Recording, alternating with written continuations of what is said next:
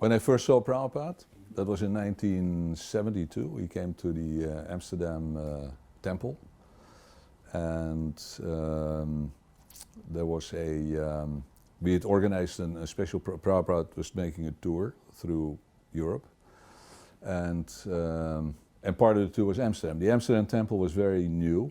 It was sitting in the worst part of Amsterdam. It was a red light district, right on the edge of it. But Amsterdam was like San Francisco. It was like the European counterpart of San Francisco. It was like a hippie mecca, you know. So there were thousands and thousands of young kids streaming into Amsterdam, especially during the summer. And it was a big thing. I mean, you know, you had a lot of, let's say, the flower power celebrities, the Timothy Learys and Richard Alperts and gurus from India that were coming to Amsterdam to give their speeches and lectures and so on. So the city was really, it was blossoming with kind of hippie, semi-spiritual activities. And so Prabhupada arrived at that time. I think we had about 15 or 20 devotees in the temple. The temple was an old garage. I mean, it was really a shabby place. And in fact, it was totally unworthy of receiving Srila Prabhupada. When he first saw the building, when he arrived in Amsterdam, he was received at the airport, he was taken to his hotel, and then he was taken to the temple. And when he first saw the temple building from the exterior, he said, "Who is responsible for this?" So it's not, you know, exactly a heartwarming welcome for the devotees who've, you know, worked for months and months and months to prepare this event. And then, you know, the spiritual master came, and the first thing he did is, what is this? But of course, I mean, Prabhupada was, yeah, super appreciative of everything that was going on and all the efforts that devotees were making to, you know, make a big event for him and to, he was on television, it was a national event, he was in the 8 o'clock news when he arrived at the airport. He stayed in Amsterdam for 3 days, and we had one of the days, I think it was the last day, there was an event in the Vondelpark. You know, the Vondelpark is the counterpart of the Golden Gate Park in San Francisco, Haight-Ashbury, you know. So Amsterdam, San Francisco were like kind of twin cities with kind of similar things happening. And so Prabhupada went to the Vondelpark, and that was, you know, full of hippies and people, you know, playing drums and playing guitars and smoking dope and doing all the things that were going on as an extent. This was in '72, so this is a few years after the Summer of Love, but it was still hippiedom, especially Europe was a little behind San Francisco, I think 1 or 2 years later. So everything that happened there happened here, you know, 1 or 2 years later. And, but it was a big success, although Prabhupada also said, you know, looking at the crowd, that, you know, these were a little bit doped out hippies. So he said, well, let's not spend too much time on preaching philosophy, and let's just have kirtan and distribute prasadam. So I think at one point Shyamasundar was giving a lecture, and, you know, was giving kind of a highbrow lecture with a lot of Sanskrit in it. And so Prabhupada cut him short and started playing the kirtan and said later on, let's not waste our time talking highbrow philosophy and just chant Hare Krishna and distribute prasadam. We've had waves of gurus coming to the West, Satchitananda and, you know, many of them, and no disrespect, I'm sure they were all, most of them sincere people. But Prabhupada was of a completely different caliber, and his philosophy was so completely different. You know, the typical wishy-washy stuff and flowery language, you know, that was not something that Prabhupada was speaking. You know, he was speaking plain truth, and in those days, you know, plain truth, in one sense, in the hippie kind of community, sounded quite harsh. But on the other hand, because it was so rather extreme and different from everything else, it also kind of connected again. Because, you know, the hippie movement was all about liberation from the material world, basically. You know, except that they thought you could get liberation with drugs and free sex and a little bit chanting of mantras. And of course, Prabhupada said, well, the first two parts, the free sex and the drugs, forget about that and just focus on the chanting of mantras. But the whole idea of liberation from the material world, which was really, Prabhupada's focus, like, this material world is not a place we are not here to enjoy. And that's a radically different departure from everything else that we heard. I mean, I've been studying Indian philosophy since I was 13, 14 years old, just out of interest. I've read a lot of books from Vivekananda, who of course is a Mayavadi. Vivekananda, I mean, is a traditional Mayavadi, and he talks about liberation and the material world and so on. But it's all different, nobody else stated that this material world is really not a good place. It's a bad place, and it's here, and it's structurally bad. It's not just incidental or temporarily bad. It's just by its very nature, the way it's set up. And this whole philosophy and this was my my personal big problem, the problem I was struggling with, because I was converted to Mayavadi philosophy. I believed that there is God, but God is impersonal, as the Mayavadis are teaching. And in the end, we're all one, and in the end, we are God. And I could not reconcile that with the fact that we are suffering. This just doesn't make any sense. How come, if we are God, and we have simply forgotten it, how can't I just, by my own desire, wish to remember it and elevate myself out of this miserable material world and be in bliss? And why am I suffering? So these two I could not reconcile. And Prabhupada was the first teacher who said it plainly. No, you're here because not because we're God, because we're servant of God. And at some time in our infinite eternal history, we have decided to turn away from God and, to try to enjoy ourselves independently and in a way competing with God, trying to become God. So that's the first time, even though in Christian philosophy this is quite common. But the way the Christians explain it is not very good, and the story of Adam and Eve, I mean, it's nice mythology, but it's, in terms of historical reality, it doesn't make any sense.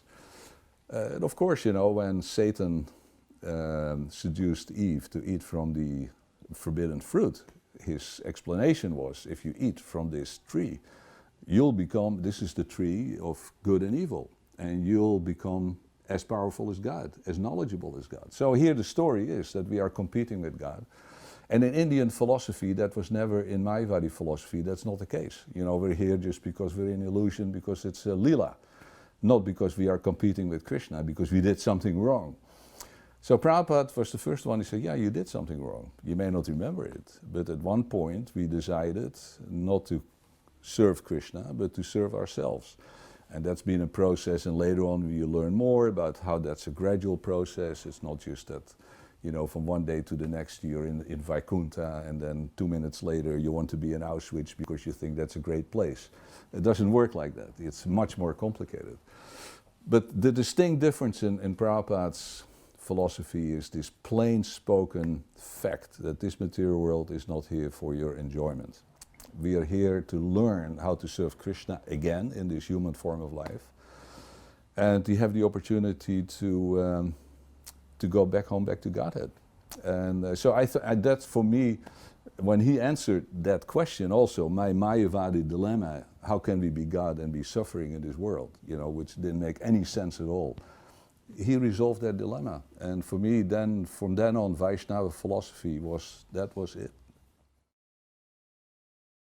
There was one lecture that was organized I think it was in the Krasnopolsky Hotel, Krasnopolsky, and then just around the corner from the temple and the central, the Dam Square.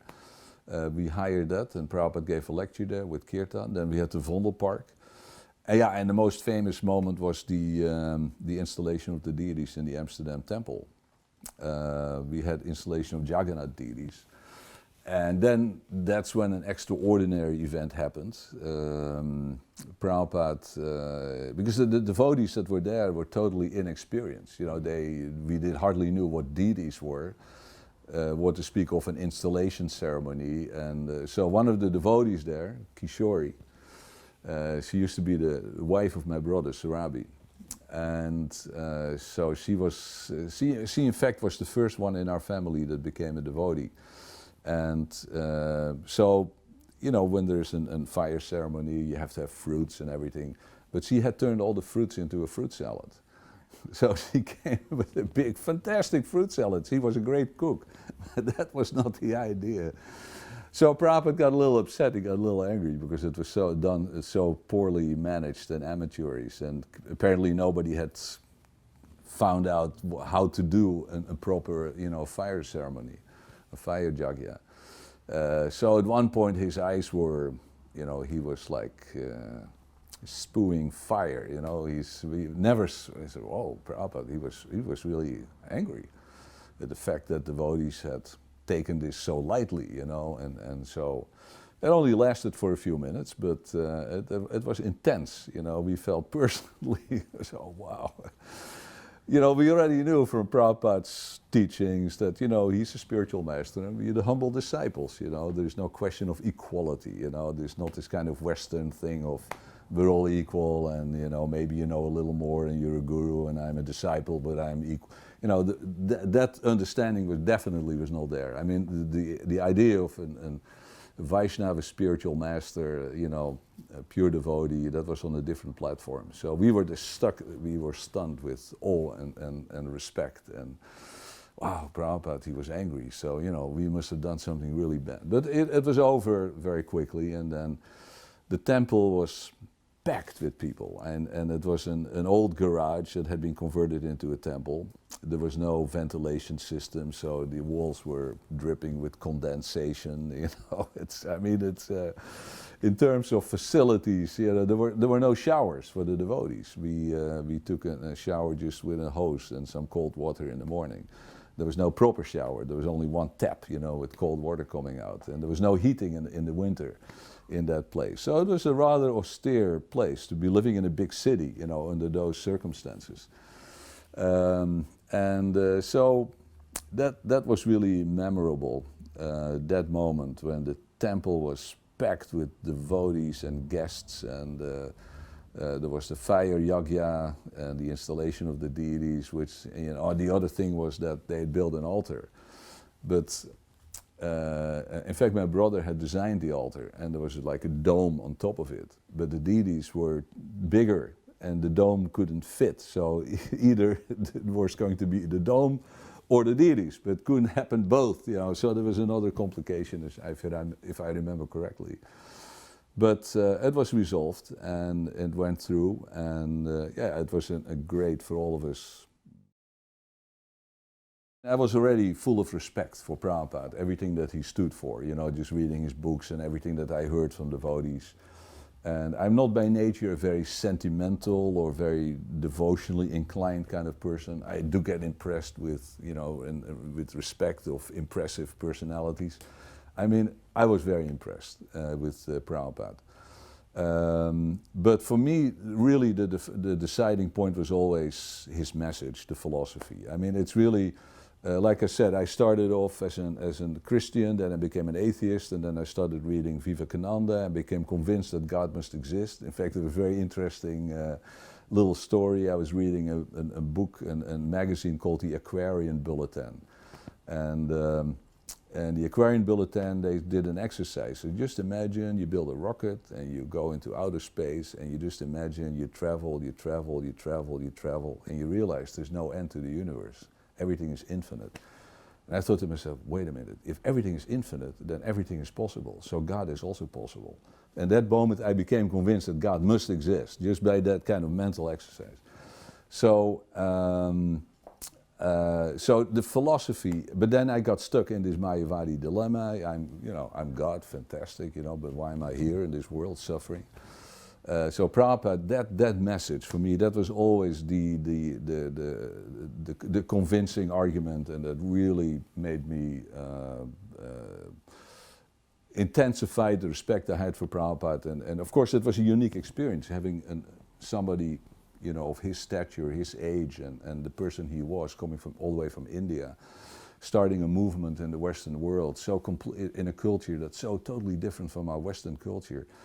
So it is all these things combined. But the bottom line was always for me, I was convinced about the truth of Vaisnava philosophy as being a sublime philosophy, explaining, really finally explaining the dilemma that we are all facing, this existential question, why are we here in this material world? But that's something that he said in his teachings and in other lectures when he stated that religion without philosophy is sentimentalism and philosophy without religion is just aimless mental speculation.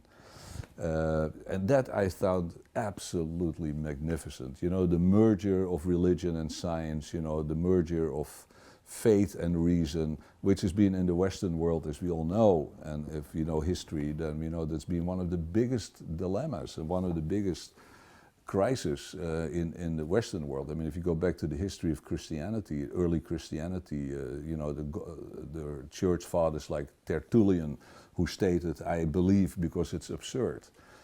So the total rejection of reason, you know, it was not until the 13th century that Thomas Aquinas, who first stated that there's also, the human intellect can also be used for understanding God.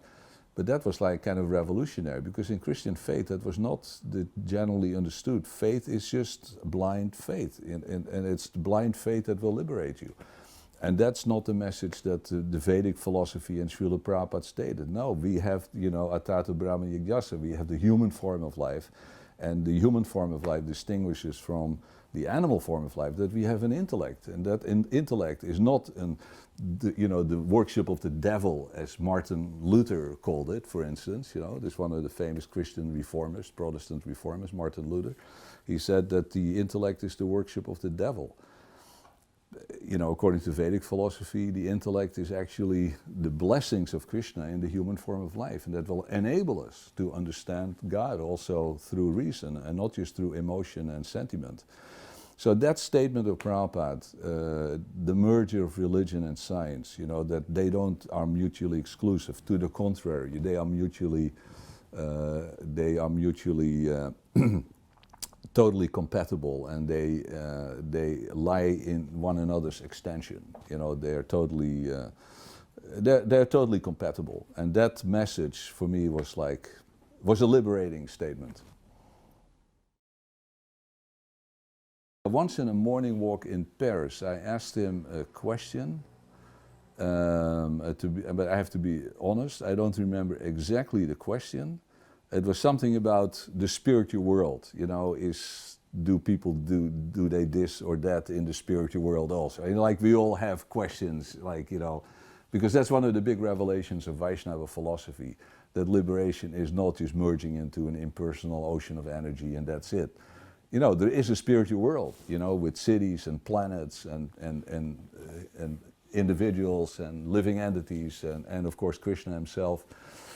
That of course poses many questions. Wow, that this world that we're living in is kind of like a shadow world, and it's just a reflection of the real world, but this looks already very real, this material world, so how can the other world be even more real, and how is it different from the world we're living in? I think I asked a question along those lines, and he said something like, you know, don't speculate too much about it, just chant Hare Krishna. It's like, you know, whoa.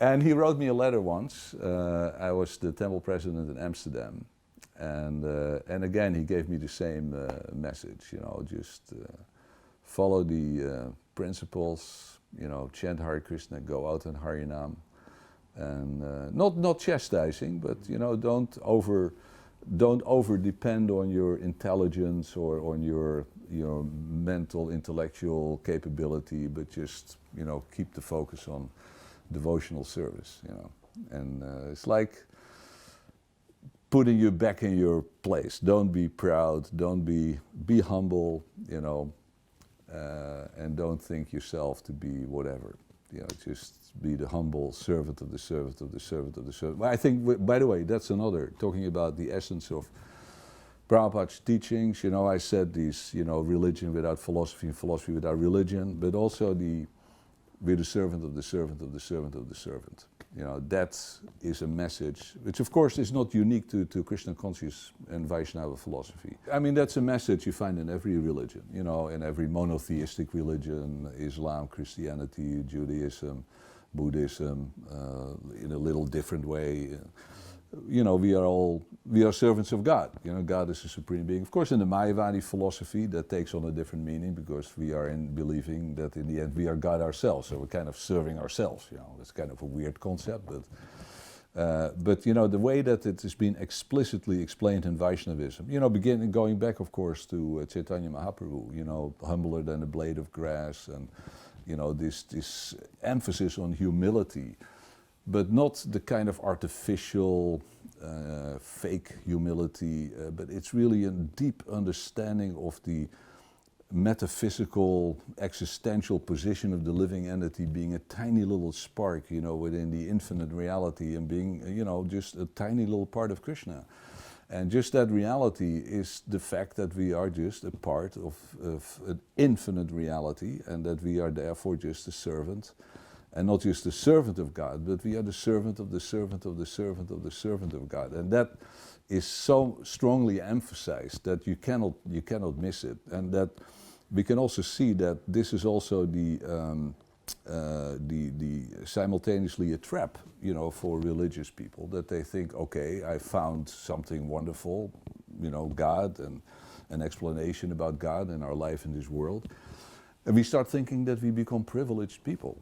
And we've seen that in our movement too. You know, devotees start thinking that we are better than the karmis. You know, we start thinking that we are privileged and we are the chosen one, you know. And that spoils everything. It's like making the mistake with the aim of not making that mistake, but while you're trying not to make that mistake, you're doing exactly that, is making the mistake. Forgetting the fact that we are not privileged. Yes, we are privileged, that we have this knowledge, that's true, but it doesn't make us better. It doesn't make us superior. It doesn't make us having to be, you know, having disdain for the so-called non-devotees. I mean, that's something that's really a major threat to any religion, especially when a religion becomes organized and when you have power structures and authority and management and all of that. And, you know, and we've seen that in our movement, unfortunately, that people get carried away with that. And that's really something to always remember in terms of the essential teachings of Prabhupada. Just always remember you're the servant of the servant of the servant of the servant. But one thing that's overriding, and at least the way I look at him as a disciple, is his total dedication to his mission and to his role. And he was not doing it for self-glorification. You know, that you could see there was not an inch there of anything related to, you know, presenting himself in a way that would be appealing to people, that he would be popular or appreciated or liked. Not that he didn't care about that, but that was not his motivating force. His motivating force was to really, his intense sense of compassion for, you know, the fallen souls in this material world. And he said that many times. There's one other devotee, a lady, she said once that she was with Prabhupada in London, and they were walking down Oxford Street, and Prabhupada made some comment like, I don't know if I'm quoting it correctly, but made some comment like that. He says, look at all these people. They're all suffering, you know? And if you, of course, you walk down Oxford Street, you see a lot of happy people and, you know, people drinking and whatever, you know, and apparently having a good time, or maybe not, but it doesn't look that dramatic. But, you know, when you're in that state of consciousness and you're looking at it from the bigger picture, you know, Vaikuntha, back right down to planet Earth in Kali Yuga. That's, you know, the big overwhelming, you know, step. And he explained that step. You could see that that was his mindset, that he was looking at from the biggest possible picture, all the way down, focusing into the very narrow reality that we're here, you know, walking down Oxford Street in London, planet Earth. That's remarkable. That's really remarkable. I mean, that's stunning, and it shows that he was driven by the compassion for helping you know, and he said it when he started his mission, if I can just save one, you know, soul going back to Krishna, then my mission will be considered accomplished. So that kind of attitude, I mean, that's overwhelming, you know. I mean, you think about it, it's really heartwarming, you know, that there are persons like that, that have that kind of mentality and that drive to save people from, you know, from hell. Even though we don't always see it like that. But he was completely seeing it like that. Je anilo